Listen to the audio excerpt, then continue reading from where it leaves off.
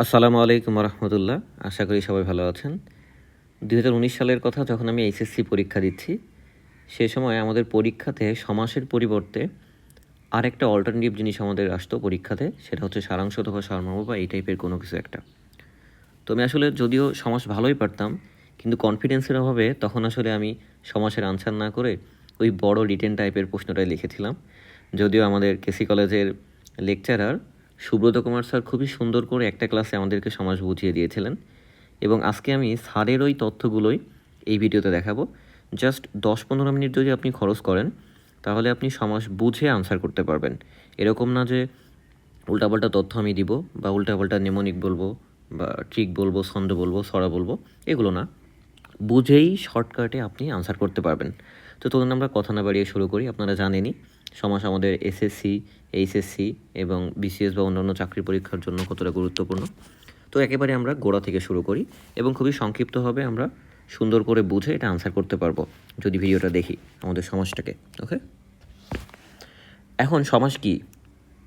সমাস নিয়ে আমরা জানি সন্ধির সাথে সবসময় আমাদের একটা কনফিউশন হয়ে যায়। সমাস মানে হচ্ছে সংক্ষেপণ বা কয়েকটা পদ একত্রের মিলন।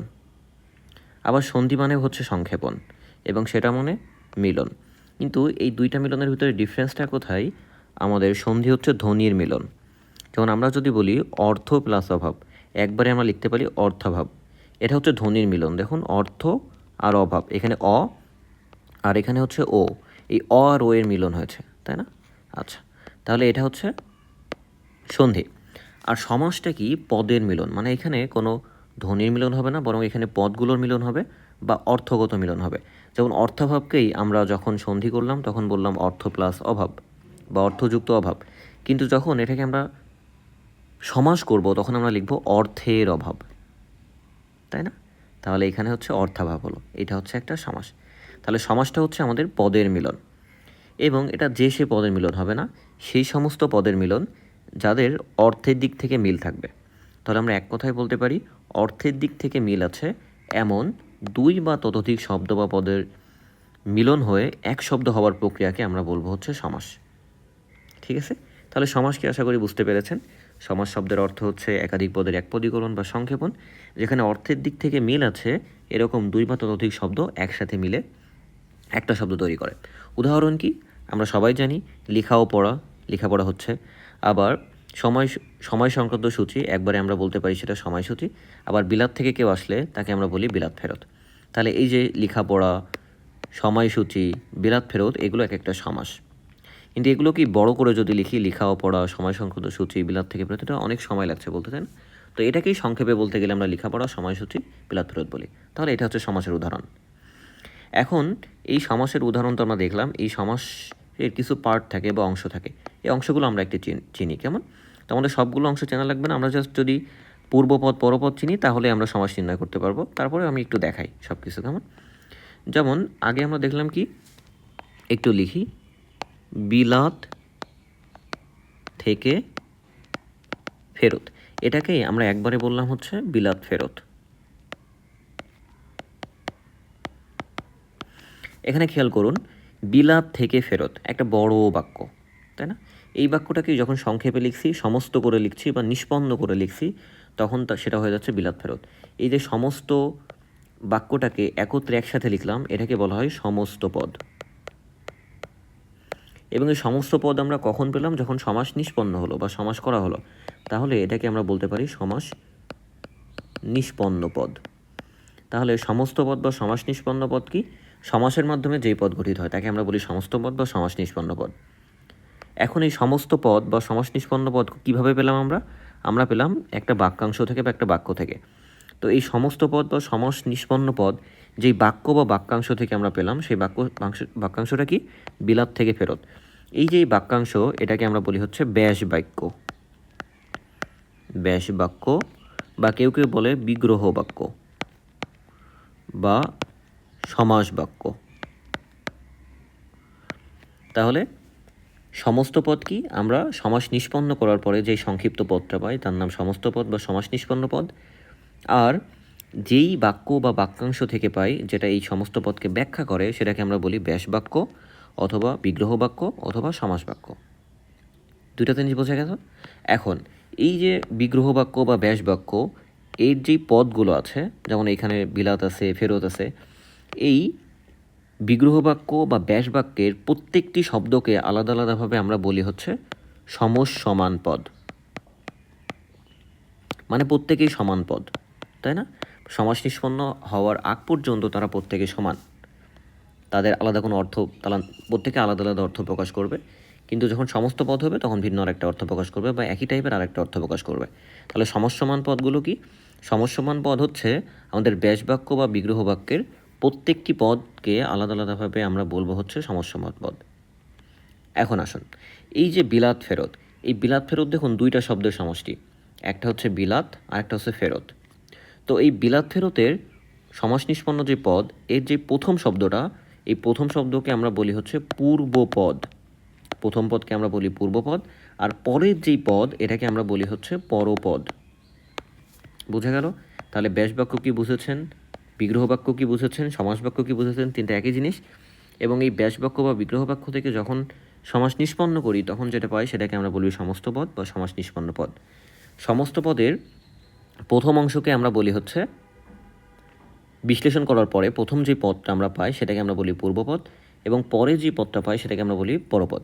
তাহলে এই বিলাত, এইটা হচ্ছে আমাদের সমস্ত পদে যাচ্ছে, ফেরত এটা আমাদের সমস্ত পদে যাচ্ছে। এই দুইটা গিয়ে এই বিলাত প্রথমে বসছে যেহেতু, এটা এই কারণে বিলাতকে আমরা বলি হচ্ছে পূর্বপদ, আর ফেরত যেহেতু পরে বসছে এই কারণে ফেরত হচ্ছে পরপদ। ঠিক আছে? আর এই বিলাত ফেরত একসাথে হচ্ছে সমস্ত পদ। আশা করি সব কিছু বুঝতে পেরেছেন। তাহলে সমস্ত পদ কি আমরা বুঝলাম, আমরা পরপদ পূর্বপদ কী সেটা বুঝলাম, আমরা সমসমান পদ কী বুঝলাম, আমরা ব্যাস বাক্য, বিগ্রহ বাক্য বা সমাস বাক্য কী সেটাও বুঝলাম। ঠিক আছে? এখন আসুন আমাদের প্রকারভেদটা দেখি। সমাস আসলে কত প্রকার। তো সম্প্রতি যে বইটা আসছে আমাদের আমাদের 25 সালে যে বইটা এসেছে আসলে আমাদের নবম দশম শ্রেণীর বাংলা ব্যাকরণ বই, ওই বইটাতে আমাদের সমাজকে বলা আছে মূলত 4 প্রকার। তো এই 4 প্রকারের তথ্যটা দিয়েছিলেন আসলে ডক্টর এনামুল হক ভাষাবিদ। উনিই বলেছিলেন হচ্ছে আসলে আমাদের সমাজকে প্রধানত 4 ভাগে ভাগ করা হয়।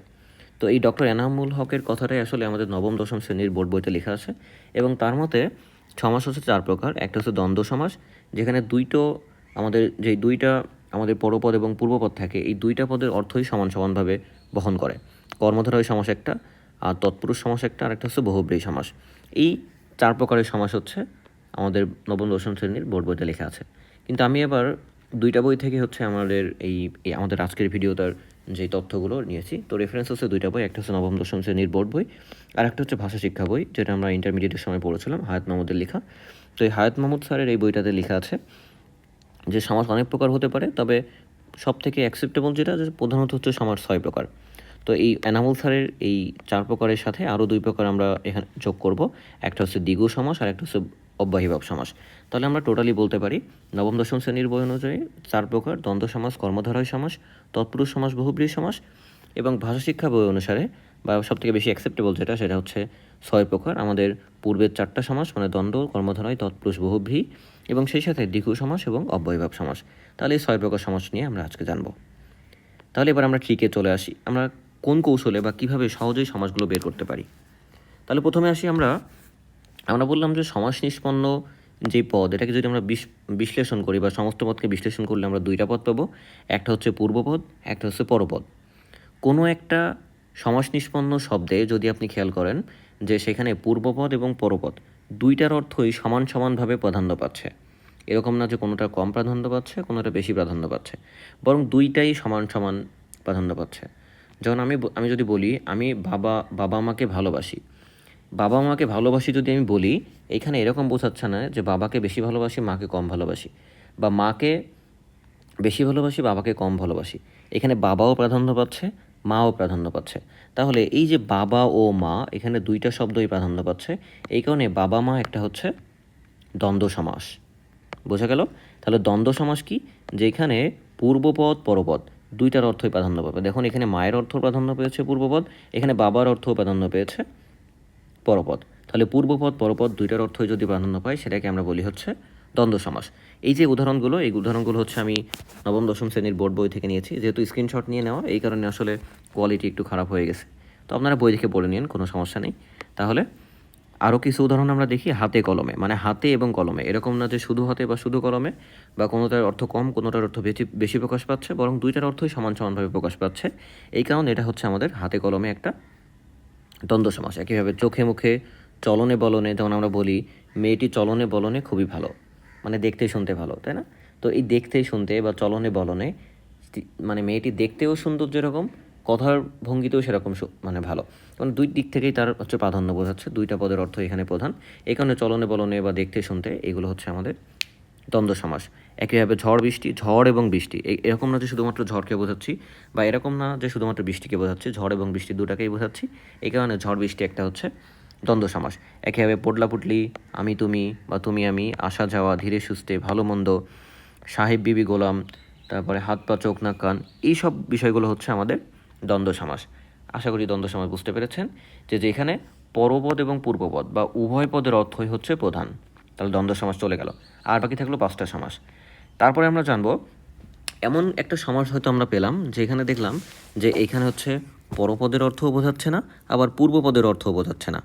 তাহলে এরকম যদি কোনো সমাস পাই যেখানে আমাদের পূর্বপদের অর্থও বোঝাবে না, পরপদের অর্থও বোঝাবে না, বরং তৃতীয় আরেকটি অর্থ বোঝাবে, যেখানে আমাদের পূর্বপদ বা পরপদের সাথে কোনো মিল নেই, এরকম যদি কোনো সমাস হয় যে পূর্বপদ এবং পরপদ কোনোটির অর্থ না বুঝিয়ে তৃতীয় আরেকটি অর্থ বোঝাই, তখন সেটাকে আমরা বলবো বহুব্রীহি সমাস। তাহলে বহুব্রীহি মানে কি? বহুব্রীহি মানে হচ্ছে তৃতীয় আরেকটি শব্দকে বোঝাবে, পরপদ পূর্বপদ কোনোটিকেই বোঝাবে না। উদাহরণস্বরূপ আমরা দেখতে পারি বৌভাত। বৌভাত মানে কি? এটাকে যদি ভাঙি তাহলে এটাকে বউকে বোঝাচ্ছে নাকি ভাতকে বোঝাচ্ছে বলুন তো? বৌভাত। এই বৌভাত শব্দটা দিয়ে কি বউকে বোঝাচ্ছে নাকি ভাতকে বোঝাচ্ছে? এটা আসলে বউকেও বোঝায় না, এটা ভাতকেও বোঝায় না। এটা কি বোঝায়? এটা একটা অনুষ্ঠানকে বোঝায়, যে অনুষ্ঠানে কি করা হয়? বউ ভাত পরিবেশন করে, মানে আমাদের বিয়েতে, মুসলিমদের বিয়েতে যেটা হয় আর কি। তাহলে বউ ভাত পরিবেশন করে যে অনুষ্ঠানে, বউ ভাত পরিবেশন করে যে অনুষ্ঠানে।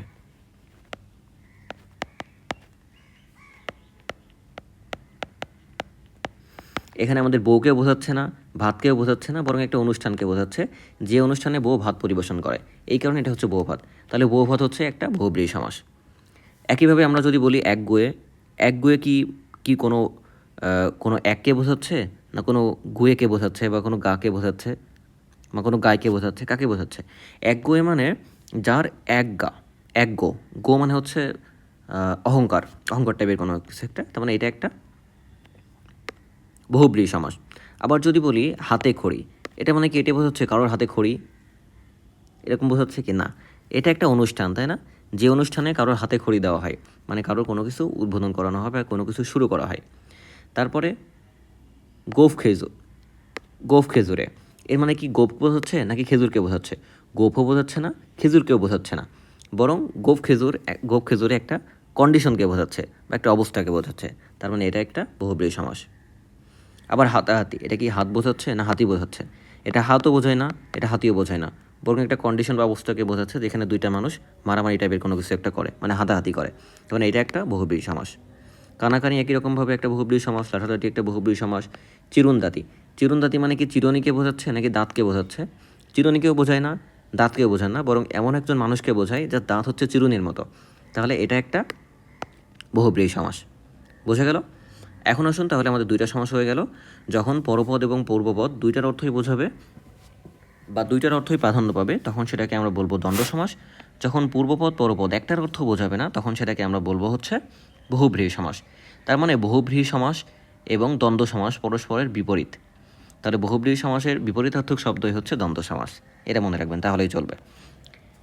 এখন আসুন, কোনো একটা শব্দ আপনি পেলেন, যেই শব্দে আপনি দেখলেন যে পূর্বপদের অর্থ প্রধান। তাহলে কোনো একটা সমাসে যদি পূর্বপদের অর্থ প্রধান হয়, তখন সেটাকে আমরা বলি অব্যয়ীভাব সমাস। বানানটা একটু ভুল গেছে না? আচ্ছা, তাহলে অব্যয়ীভাব সমাস কি? অব্যয়ীভাব সমাস হচ্ছে যেই সমাসে পূর্বপদের অর্থই হচ্ছে প্রধান, সেটাকে আমরা বলবো হচ্ছে অব্যয়ীভাব সমাস। মনে থাকবে? তাহলে উভয়ের অর্থ প্রাধান্য পেলে সেটাকে আমরা বলি দ্বন্দ্ব সমাস। যদি কোনোটার অর্থই প্রাধান্য না পাই, সেটাকে আমরা কি বলি? সেটাকে আমরা বলি হচ্ছে বহুব্রীহি সমাস। আর যদি পূর্বপদের অর্থ প্রাধান্য পাই, সেটাকে আমরা বলি হচ্ছে অব্যয়ীভাব সমাস। তো এই অব্যয়ভাব সমাসে খেয়াল করে দেখবেন যে পূর্বপদে সবসময় একটা উপসর্গ যুক্ত থাকে। যেমন এখানে যে উদাহরণগুলো আছে দেখুন, আমরণ, উপশহর, উপকূল, উপগ্রহ, প্রতিক্ষণ, প্রতিদিন, প্রতিবাদ, আনত, উচ্ছৃঙ্খল, আপাদমস্তক, পরোক্ষ, এখানে সব জায়গায় দেখুন একটা উপসর্গ যুক্ত আছে। তাহলে এইগুলো সবই হচ্ছে আমাদের অব্যয়ভাব সমাস। এখন কি করে অব্যয়ভাব সমাস? ওই যে বললাম পূর্বপদের অর্থ প্রধান বোঝাচ্ছে, যেমন আমরণ। আমরণকে যদি আমরা ব্যাস বাক্য করি বা বিগ্রহ বাক্য করি তাহলে কীরকম হয়? মরণ পর্যন্ত। এখন খেয়াল করে দেখুন যে এই আমরণ দিয়ে কি হচ্ছে? মরণ বোঝাচ্ছে নাকি পর্যন্ত বোঝাচ্ছে? মরণ না পর্যন্ত বোঝাচ্ছে? আমরণ দিয়ে বোঝাচ্ছে এমন কোনো একটা কন্ডিশন যেটা মরণও না, যেটা পর্যন্ত না, মরণে গিয়ে শেষ, মানে পূর্বপদের অর্থ এখানে প্রাধান্য পাচ্ছে। তো এটাকে আমরা বলবো হচ্ছে তাহলে অব্যয়ভাব সমাস। আবার আসুন উপকূল, উপশহরের কথা বলি আমরা। উপশহর, উপশহরকে যদি আমরা ব্যাসবাক্য করি তাহলে কীরকম হয়? শহরের সদৃশ, মানে অনেকটা শহরের মতো, মানে শহরের কাছাকাছি, তাই না? তার মানে এটা কি উপকে বোঝাচ্ছে নাকি শহরকে বোঝাচ্ছে? এই উপ আসলে সদৃশ অর্থে এখানে একটা উপসর্গ ব্যবহৃত হয়েছে। এটা আসলে বোঝানো হচ্ছে শহর, এক্স্যাক্টলি শহর না, কিন্তু শহরের মতো একটা জিনিস। তার মানে এখানে প্রথম অর্থ বা পূর্বপদের অর্থ হচ্ছে প্রাধান্য পাচ্ছে। এটাকে আমরা বলবো অব্যয়ভাব সমাস। আবার যদি বলি হচ্ছে আনত। আনত মানে কি? ঈষৎ নত। তার মানে এখানে পুরোপুরি নতকে বোঝাচ্ছে না, কিন্তু ঈষৎ নতকে বোঝাচ্ছে। তাহলে এই যে ঈষৎ, এটা বোঝাচ্ছে যে সে নত ঠিক আছে কিন্তু ঈষৎ, তাহলে এটা হচ্ছে একটা অব্যয়ভাব সমাস। আবার যদি বলি প্রতিক্ষণ, প্রতিক্ষণকে যদি আমরা ব্যাস বাক্য করি তাহলে কি হয়? ক্ষণে ক্ষণে। তাহলে এই প্রতি দিয়ে আসলে বোঝাচ্ছে ক্ষণে, এবং বারবার যেহেতু প্রতিক্ষণে, এই কারণে হচ্ছে ক্ষণে ক্ষণে। তাহলে এখানে আসলে পূর্বপদের অর্থ প্রাধান্য বোঝাচ্ছে। আবার প্রতিদিন মানে কি? দিন দিন। প্রতিবাদ মানে কি? প্রতিবাদ মানে হচ্ছে, প্রতিবাদকে যদি আমরা হচ্ছে ব্যাস বাক্য করি তাহলে কি হবে?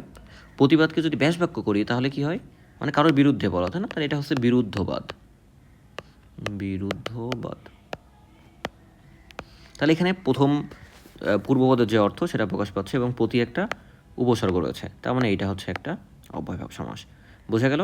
তাহলে উভয় পদের অর্থ প্রাধান্য পেলে দ্বন্দ্ব সমাস, কোনোটার অর্থ প্রাধান্য না পেলে তৃতীয় একটা শব্দ প্রকাশ পেলে বহুব্রীহি সমাস, পূর্বপদের অর্থ প্রাধান্য পেলে অব্যয়ভাব সমাস। এখন আসুন হচ্ছে পরপদের অর্থ যদি প্রধান হয় তাহলে কি হবে?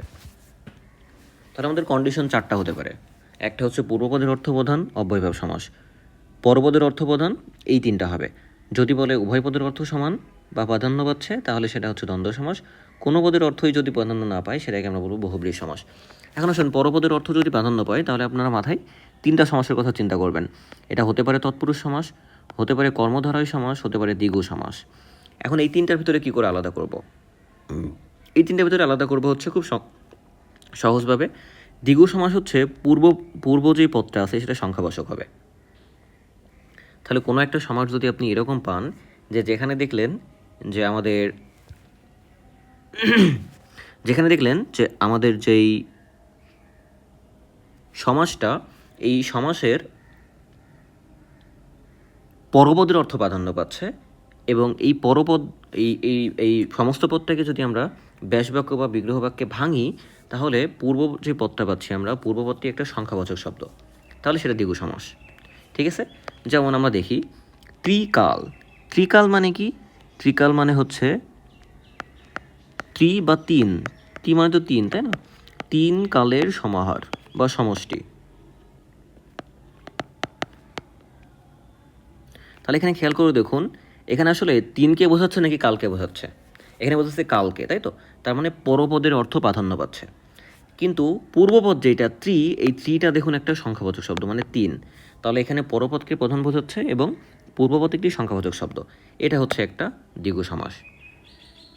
আবার যদি বলি শতাব্দী, শতাব্দী মানে কি? শত অব্দের সমাহার।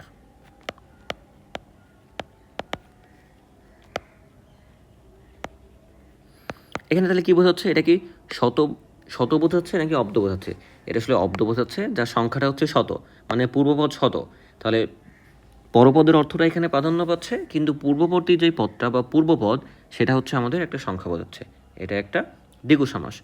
আবার যদি চৌমাথা বলি মানে হচ্ছে চার মাথার সমষ্টি, এখানে কি চারকে বোঝাচ্ছে নাকি চারটা মাথাকে বোঝাচ্ছে?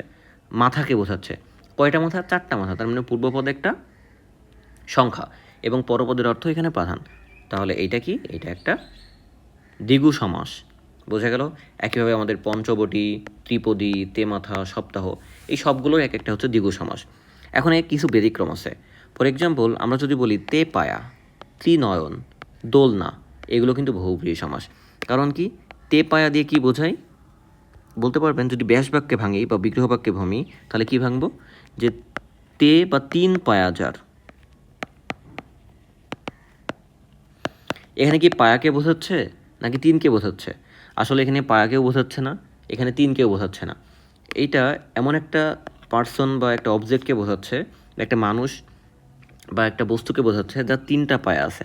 তার মানে এটা পূর্বপদের অর্থও বোঝাচ্ছে না, পরপদের অর্থও বোঝাচ্ছে না।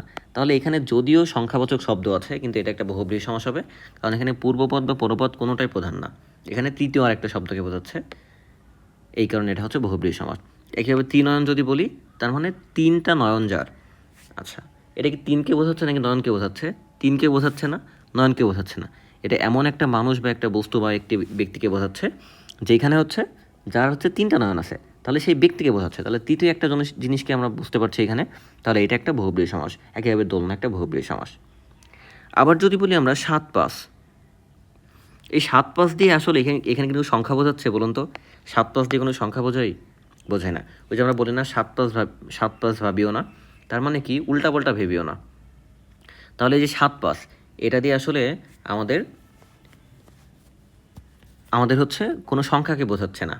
তাহলে এই পরপদের অর্থ যদি প্রাধান্য পায় এবং পূর্বপদ যদি সংখ্যাবাচক শব্দ না হয় তাহলে সেটাকে আমরা বলি হচ্ছে কর্মধারয় সমাস। এই কারণে এই সাত পাঁচ একটা কর্মধারয় সমাস, একই কারণে চতুর্দোলা একটা কর্মধারয় সমাস।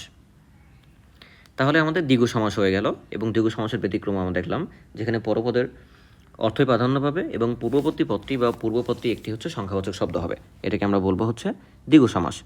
এখন আসুন হচ্ছে তৎপুরুষ সমাস। তৎপুরুষ সমাস আরও ইজি। আমরা যদি এমন কোনো সমাস দেখি যেখানে পরপদের অর্থ প্রাধান্য পাচ্ছে, তাহলে পরপদের অর্থ প্রাধান্য পাচ্ছে এবং পূর্বপদে যদি বিভক্তি বোঝায়, বিভক্তি বসিয়ে দিই তাহলে একটা অর্থপূর্ণ শব্দ পাচ্ছি, এই ধরনের সমাসকে আমরা বলি হচ্ছে তৎপুরুষ সমাস। তাহলে তৎপুরুষ সমাস কি? তৎপুরুষ সমাস হচ্ছে সেই সমস্ত সমাস যেই সমাসে পরপদের অর্থ প্রাধান্য পাবে আর পূর্বপদে বিভক্ত বসালে একটা হচ্ছে অর্থপূর্ণ শব্দ পাওয়া যাবে। যেমন আমরা যদি বলি দুঃখপ্রাপ্ত, এটাকে যদি ব্যাস বাক্যে ভাঙি তাহলে কি হবে? দুঃখপ্রাপ্তকে যদি ব্যাস বাক্যে ভাঙি তাহলে হবে হচ্ছে দুঃখকে প্রাপ্ত।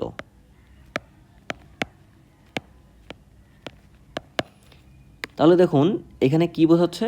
এখানে প্রাপ্ত শব্দটা প্রাধান্য পাচ্ছে, মানে কেউ দুঃখ পেয়েছি সেই প্রাপ্ত দুঃখের কথা বোঝাচ্ছে। তাহলে এখানে পরপদের শব্দটা হচ্ছে প্রাধান্য পাচ্ছে, অর্থটা প্রাধান্য পাচ্ছে।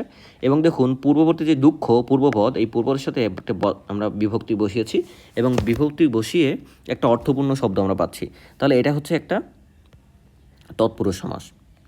একইভাবে আমরা যদি বলি মামা বাড়ি, মামা বাড়ি দিয়ে কি মামাকে বোঝাচ্ছে নাকি বাড়িকে বোঝাচ্ছে? মামা বাড়ি দিয়ে বোঝাচ্ছে একটা বাড়িকে, যে বাড়িটা কার? মামার। তাহলে মামার সাথে র বোঝাচ্ছি আমরা, তাই না? র এর আমরা জানি হচ্ছে ষষ্ঠী বিভক্তি, তাহলে এখানে বিভক্তি বোঝালে আমাদের অর্থ মিলছে এবং পরপদের অর্থ প্রাধান্য পাচ্ছে, তাহলে এটা হচ্ছে একটা তৎপুরুষ সমাস। আবার যদি বলি রাজপথ, রাজপথ দিয়ে কি রাজাকে বোঝাচ্ছে নাকি পথকে বোঝাচ্ছে? অবশ্যই এটা পথকে বোঝাচ্ছে। এবং এই পথটার কীরকম পথ? কীরকম পথ? রাজপথটা পথের রাজা। তাহলে এখান থেকে দেখুন যে আমাদের পূর্বপদে যদি বিভক্তি বসাই রয়ের, তাহলে অর্থপদ প্রকাশ পাচ্ছে, তাহলে এটা হচ্ছে একটা তৎপুরুষ সমাস। আবার যদি বলি রান্নাঘর, রান্নাঘর দিয়ে কি রান্না বোঝাচ্ছে নাকি ঘরকে বোঝাচ্ছে? ঘরকে বোঝাচ্ছে। এবং কিসের ঘর? রান্নার ঘর। তাহলে বিভক্তি বসালে অর্থ মিলছে, যে র বসাইছি, তাই না? তাহলে এটা একটা তৎপুরুষ সমাস। একইভাবে আমাদের অকাল মৃত্যু, গাছ পাকা, মধুমাখা, বিয়ে পাগলা, গ্রাম ছাড়া, গোলা ভরা, ধান ক্ষেত, ছেলে ভোলানো, আগাগোড়া, তেলে ভাজা, গরুর গাড়ি, এই সবগুলোই হচ্ছে তৎপুরুষ সমাস। এখন এই তৎপুরুষ সমাসের পূর্বপদে কোন বিভক্তি লেগে আছে তার উপরে ভিত্তি করে এটাকে আবার সাত ভাগে আমরা ভাগ করি। যদি প্রথমা বিভক্তি লেগে থাকে তাহলে সেটাকে আমরা বলি প্রথমা তৎপুরুষ, দ্বিতীয় লাগলে দ্বিতীয় তৎপুরুষ, চতুর্থ লাগলে চতুর্থ তৎপুরুষ, সেভাবে আমরা বলি সপ্তমী তৎপুরুষ পর্যন্ত। ঠিক আছে? তাহলে এটা ছিল তৎপুরুষ সমাস। এখন দেখা গেল আমাদের পরপদের অর্থটা প্রাধান্য পাচ্ছে, কিন্তু সেটা আমাদের পূর্বপদে বিভক্ত বসালে অর্থ মিলছে না, আবার পূর্বপদটি সংখ্যাবাচকও না, এরকম যদি হয় তাহলে একটাই বাকি থাকে, সেটা কি? সেটা হচ্ছে আমাদের কর্মধারয় সমাস। তাহলে কর্মধারয় সমাস কি? যে উপরের দুইটি শর্ত যদি পূরণ না করে, তার মানে পরপদের অর্থটি আমাদের প্রাধান্য পাবে, পূর্বপদটি না সংখ্যাবাচক হবে, আর না সেটাতে আমাদের বিভক্তি বসালে সেটা একটা অর্থপূর্ণ শব্দ হবে। এই ধরনের সমাসকে আমরা বলবো হচ্ছে কর্মধারয় সমাস। খুবই ইজি। তাহলে কর্মধারয় সমাসে যদি কিছু আমরা উদাহরণ দেখি, গোলাপ ফুল, এর কি গোলাপকে বোঝাচ্ছে নাকি ফুলকে বোঝাচ্ছে? কোনটাকে বোঝাচ্ছে? ফুলকে বোঝাচ্ছে। গোলাপ তো একটা নাম, তাই না? গোলাপ একটা নাম, কিন্তু এটা মেইনলি বোঝাচ্ছে ফুলকে। এখন গোলাপের সাথে যদি আমরা ব্যাস বাক্য করি এটাকে গোলাপ ফুলকে, তাহলে কি হবে? গোলাপ নামের ফুল।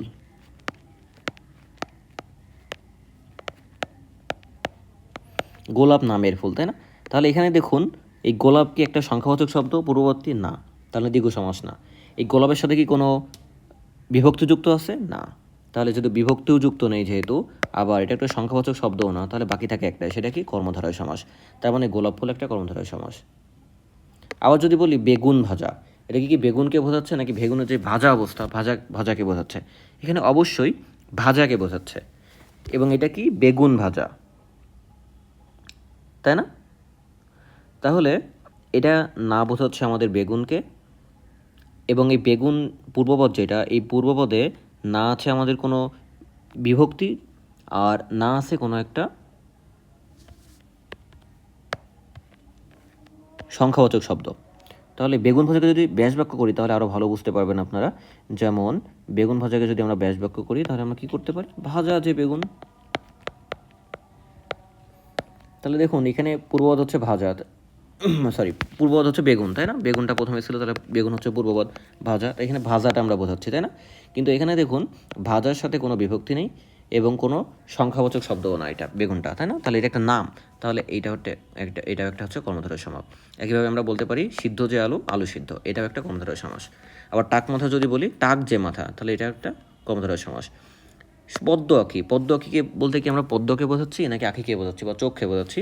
আমরা এখানে চোখ বা আঁখিকে বোঝাচ্ছি, কিন্তু এটা পদ্মের সাথে কি কোনো পদ্মের আঁখি যদি বলি তাহলে সেটা কি অর্থ মিলে বা কোনো অর্থপূর্ণ শব্দ হয় না? তার মানে এটা পদ্মের আঁখি না, পদ্মের তো কোনো আঁখি হতে পারে না, তাই না? সে বাক্যে তো যোগ্যতাই নেই। তার মানে এটা একটা কর্মধারয় সমাস। একইভাবে চন্দ্রমুখ, মনমাঝি, সিংহপুরুষ, চালাক চতুর, হাতে খড়ি, ঘর জামাই, কনক চাপা, কাজল কালো, এই সবগুলোই হচ্ছে এক একটা কর্মধারয় সমাস। কাজল কালো কি? কাজলের ন্যায় কালো, এখানে কালোকে বোঝাচ্ছে, নট কাজলকে। কাজলটা একটা মাধ্যম, ঠিক আছে? তাহলে এইটা ছিল হচ্ছে আমাদের সমাস। তাহলে আমি আরেকবার যদি রিপিট করে দিই, যদি উভয় পদের অর্থেরই প্রাধান্য থাকে আমাদের সমস্ত পদে, তাহলে সেটাকে আমরা বলবো হচ্ছে দ্বন্দ্ব সমাস। যদি শুধুমাত্র পূর্বপদের প্রাধান্য থাকে সেটাকে আমরা বলবো হচ্ছে অব্যয়ভাব সমাস। যদি কোনো পদের অর্থই প্রাধান্য না পায় বরং তৃতীয় আরেকটি পদের প্রাধান্য পায় সেটাকে আমরা বলবো বহুব্রীহি সমাস। যদি পরপদের অর্থ প্রাধান্য পায় সেক্ষেত্রে আমরা তিনটা সমাসের কথা চিন্তা করব। হতে পারে এটা দ্বিগু সমাস, হতে পারে এটা তৎপুরুষ সমাস, অথবা এটা কর্মধারয় সমাস। দ্বিগু সমাস আমরা তখনই বলবো যখন পরপদের অর্থটি প্রাধান্য পাচ্ছে এবং পূর্ববর্তী পদটি একটি সংখ্যাবাচক শব্দ হচ্ছে, যেটা একটা সমাহার বা সমষ্টি টাইপের কোনো কিছু একটা বোঝাচ্ছে, তখন সেটাকে আমরা বলবো দ্বিগু সমাস। আর পরপদের অর্থটি প্রাধান্য পাচ্ছে এবং পূর্বপদে যদি বিভক্তি বসাই তাহলে আমরা একটা অর্থপূর্ণ শব্দ পাচ্ছি, এটাকে আমরা বলবো হচ্ছে তৎপুরুষ সমাস। আর যদি পরপদের অর্থটি প্রাধান্য পাচ্ছে, পূর্ববর্তী পদে বিভক্তি বসালে কোনো অর্থ মিলছে না এবং পূর্ববর্তী সংখ্যাবাচক শব্দও না, এরকম কোনো কিছু হয় সেটাকে আমরা বলবো হচ্ছে কর্মধারয় সমাস। তো সমাস ছিল এতটুকুই, খুবই ইজি, কিন্তু যতটা ইজি আসলে ভাবা যাচ্ছে এতটা ইজিও না। আপনাদের এটা আরও ভালোভাবে বোঝার জন্য প্র্যাকটিস করতে হবে। যত প্র্যাকটিস করবেন, যত ব্যাস বাক্য দেখবেন, বিগ্রহ বাক্য দেখবেন, তত আপনাদের জন্য আরও ভালো হবে, আরও ভালো করে বুঝতে পারবেন। তো আজকের মতো এই পর্যন্তই, পরবর্তী ভিডিওতে অন্য কিছু নিয়ে আলোচনা করবো ইনশাআল্লাহ। সালামু আলাইকুম রহমতুল্লাহ।